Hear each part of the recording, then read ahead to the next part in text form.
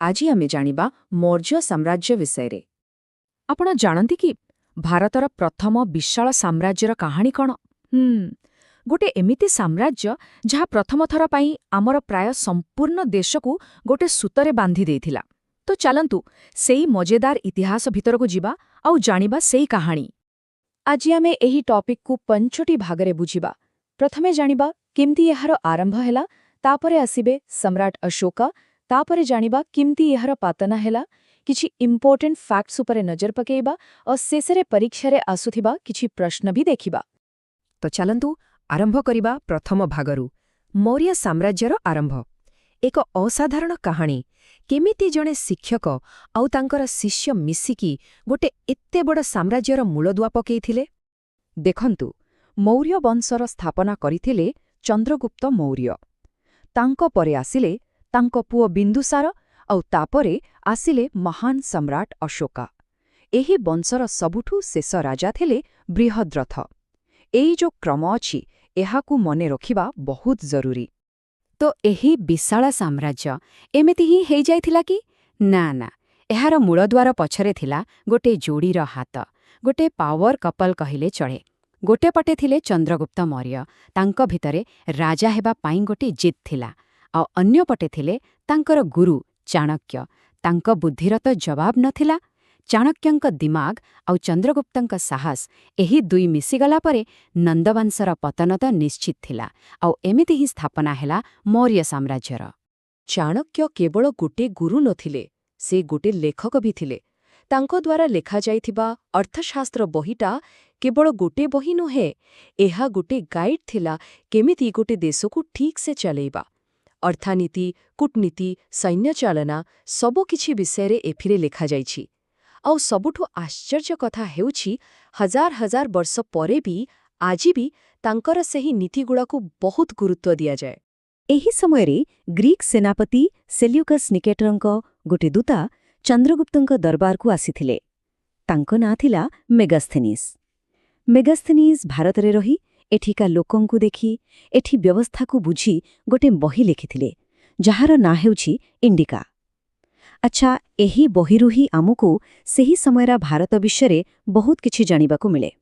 ଏବେ ଆସନ୍ତୁ କଥା ହେବା ମୌର୍ଯ୍ୟ ସାମ୍ରାଜ୍ୟର ସବୁଠୁ ପ୍ରସିଦ୍ଧ ଆଉ ଶକ୍ତିଶାଳୀ ରାଜା ସମ୍ରାଟ ଅଶୋକଙ୍କ ବିଷୟରେ ଆଉ ସେଇ ଯୁଦ୍ଧ ବିଷୟରେ, ଯାହା ଗୋଟେ ରାଜାର ହୃଦୟକୁ ସବୁଦିନ ପାଇଁ ବଦଳେଇ ଦେଇଥିଲା। 261 BC। ମନେ ରଖିବେ ଏହି ତାରିଖଟି। ଏହା ଇତିହାସର ଗୋଟେ ବହୁତ ବଡ଼ ଟର୍ଣ୍ଣିଂ ପଏଣ୍ଟ ଥିଲା। ଏହା ଥିଲା କଳିଙ୍ଗ ଯୁଦ୍ଧର ସମୟ। କଳିଙ୍ଗ ଯୁଦ୍ଧ କେତେ ଯେ ଭୟାବହ ଥିଲା, ସେ କଥା କହିବା ସମ୍ଭବ ନୁହେଁ। ଲକ୍ଷ ଲକ୍ଷ ଲୋକଙ୍କର ମୃତ୍ୟୁ, ଚାରିପଟେ ଖାଲି ରକ୍ତ ଆଉ ବିନାଶ।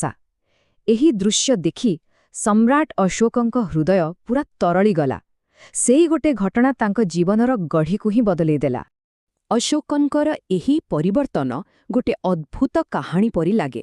କଳିଙ୍ଗ ଯୁଦ୍ଧ ପୂର୍ବରୁ ସେ ଥିଲେ ଚନ୍ଦାଶୋକା, ମାନେ ବହୁତ ରାଗୀ ଆଉ କ୍ରୂର ଅଶୋକା। କିନ୍ତୁ ଯୁଦ୍ଧ ପରେ ତାଙ୍କର ହୃଦୟ ପରିବର୍ତ୍ତନ ହେଲା। ସେ ବୌଦ୍ଧ ଧର୍ମ ଗ୍ରହଣ କଲେ ଆଉ ଚନ୍ଦାଶୋକାରୁ ହେଇଗଲେ ଧର୍ମାଶୋକା, ମାନେ ଧର୍ମର ପ୍ରଚାର କରୁଥିବା ଅଶୋକା। ଗୋଟେ ସମ୍ରାଟଙ୍କର କେତେ ବଡ଼ ରୂପାନ୍ତର ଭାବନ୍ତୁ ଟିକେ। କିନ୍ତୁ ଅଶୋକା କେବଳ ନିଜେ ବୌଦ୍ଧ ଧର୍ମ ଗ୍ରହଣ କରିକି ରହିଗଲେ ନାହିଁ। ସେ ଚାହିଁଲେ ଏହି ଶାନ୍ତିର ସନ୍ଦେଶ ସାରା ଦୁନିଆରେ ପହଞ୍ଚୁ। ଆଉ ସେଇଥିପାଇଁ ସେ ତାଙ୍କ ନିଜ ପୁଅ ମହେନ୍ଦ୍ର ଆଉ ଝିଅ ସଂଘମିତ୍ରଙ୍କୁ ପଠାଇ ଦେଇଥିଲେ ସିଲୋନ୍। ଆଚ୍ଛା, ସିଲୋନ୍ ମାନେ ଆଜିର ଶ୍ରୀଲଙ୍କା। ସେଠାକୁ ପଠାଇଥିଲେ ବୌଦ୍ଧ ଧର୍ମର ପ୍ରଚାର କରିବା ପାଇଁ। ଯଦି ଏହି ଭିଡିଓଟା ଭଲ ଲାଗିଥାଏ, ତାହେଲେ ଲାଇକ୍, କମେଣ୍ଟ, ସେୟାର ନିଶ୍ଚିତ କରନ୍ତୁ। ଏବେ ଆସନ୍ତୁ ଜାଣିବା କେମିତି ଏତେ ବଡ଼ ସାମ୍ରାଜ୍ୟର ପତନ ହେଲା, କେମିତି ଗୋଟେ ଯୁଗର ଅନ୍ତ ହେଲା ଆଉ ତାକୁ ଜାଗା ଦେଇ ଅନ୍ୟ ନୂଆ ଯୁଗର ଆରମ୍ଭ ହେଲା। ଦେଖନ୍ତୁ, ସମ୍ରାଟ ଅଶୋକଙ୍କ ପରେ ତାଙ୍କ ପରେ ଯେଉଁ ରାଜାମାନେ ଆସିଲେ, ଯେମିତିକି କୁଣାଲ ଓ ଦଶରଥ, ସେମାନେ ଏତେ ଶକ୍ତିଶାଳୀ ନଥିଲେ। ଏତେ ବିଶାଳ ସାମ୍ରାଜ୍ୟକୁ ଏକାକୀ ରଖିବା ପାଇଁ ଯେଉଁ ଦୃଢ଼ତା ଦରକାର, ତାହା ତାଙ୍କଠାରେ ନଥିଲା। ଫଳସ୍ୱରୂପ ଧୀରେ ଧୀରେ ମୌର୍ଯ୍ୟ ସାମ୍ରାଜ୍ୟ ଦୁର୍ବଳ ହେବାକୁ ଲାଗିଲା ଆଉ ଭାଙ୍ଗିଯିବାକୁ ଲାଗିଲା। ତ ମୌର୍ଯ୍ୟ ସାମ୍ରାଜ୍ୟର ପତନ ପରେ ଭାରତରେ ଅନ୍ୟ କିଛି ନୂଆ ବଂଶର ରାଜତ୍ୱ କରିବାକୁ ଆସିଲେ। ସେମାନଙ୍କ ମଧ୍ୟରୁ ସବୁଠୁ ପ୍ରଥମ ଥିଲା ଶୁଙ୍ଗ ବଂଶ, ଯାହାର ସ୍ଥାପନା କରିଥିଲେ ପୁଷ୍ୟମିତ୍ର ଶୁଙ୍ଗ। ସେ ଶେଷା ମୌର୍ୟ ରାଜା ବୃହଦ୍ରଥଙ୍କୁ ହତ୍ୟା କରି ନିଜେ ରାଜା ହେଇଗଲେ। ତାକ ପରେ ଆସିଲା କାଣ୍ଡ୍ୱା ବଂଶ ଆଉ ସାତବାହନ ବଂଶ। ଚାଲନ୍ତୁ ଏବେ ଫଟାଫାଟ କିଛି ଇମ୍ପୋର୍ଟାଣ୍ଟ ଫ୍ୟାକ୍ଟସ୍ ଉପରେ ନଜର ପକାଇବା, ଯାହାକି ଏକ୍ଜାମ୍ରେ ବାରମ୍ବାର ପଚରାଯାଏ। କିଛି ମୁଖ୍ୟ କଥା ମନେ ରଖିବେ। ପ୍ରଥମେ, ମୌର୍ୟ ସାମ୍ରାଜ୍ୟର ରାଜଧାନୀ ଥିଲା ପାଟଳୀପୁତ୍ର, ଯାହା ଆଜିର ପଟ୍ନା ସହର। ଦ୍ୱିତୀୟ, ଅଶୋକଙ୍କ ଶିଳାଲେଖାଗୁଡ଼ିକ ବ୍ରାହ୍ମୀ ଆଉ ଖାରୋଷ୍ଠୀ ଲିପିରେ ଲେଖାଯାଇଥିଲା। ତୃତୀୟ, ସାଞ୍ଚି ସ୍ତୂପ ପରି ନିର୍ମାଣ ଆଉ ଶ୍ରୀନଗର ସହରର ସ୍ଥାପନା ସେହି ସମୟର ଗୋଟେ ବଡ଼ ଅବଦାନ। ଆଉ ହଁ, ଚାଣକ୍ୟଙ୍କ ଅନ୍ୟ ଦୁଇ ନାଁ ଥିଲା କୌଟିଲ୍ୟ ଆଉ ବିଷ୍ଣୁଗୁପ୍ତ। ଏହାକୁ ତ କେବେ ବି ଭୁଲିବେନି। ଗୋଟେ ବହୁତ ଇଣ୍ଟରେଷ୍ଟିଂ କଥା ଜାଣନ୍ତି କି? ଆମର ଯୋଉ ଜାତୀୟ ପ୍ରତୀକ ଅଛି, ସେହି 4ଟି ସିଂହ ଥିବା ସ୍ତମ୍ଭ, ତାହା ହେଉଛି ସମ୍ରାଟ ଅଶୋକଙ୍କ ହିଁ ଅବଦାନ। ଏହାକୁ ସାରନାଥରେ ଥିବା ଅଶୋକ ସ୍ତମ୍ଭରୁ ଅଣାଯାଇଛି। ଦେଖନ୍ତୁ, କେତେ ହଜାର ବର୍ଷ ପରେ ବି ମୌର୍ୟ ସାମ୍ରାଜ୍ୟର ଗରିମା ଆଜି ବି ଆମର ଜାତୀୟ ପ୍ରତୀକ ଭାବରେ ଜୀବିତ ଅଛି। ଆସନ୍ତୁ ଦେଖିବା ଏହି ଟପିକ୍ରୁ ଆସୁଥିବା କିଛି ଇମ୍ପୋର୍ଟାଣ୍ଟ କ୍ୱେଶ୍ଚନ୍, ଯାହା ପରୀକ୍ଷା ପାଇଁ ଗୁରୁତ୍ୱପୂର୍ଣ୍ଣ। ପ୍ରଥମ ପ୍ରଶ୍ନ ହେଉଛି, ଅର୍ଥଶାସ୍ତ୍ରର ଲେଖକ ଚାଣକ୍ୟଙ୍କର ଅନ୍ୟ ଦୁଇ ନାଁ କ'ଣ ଥିଲା?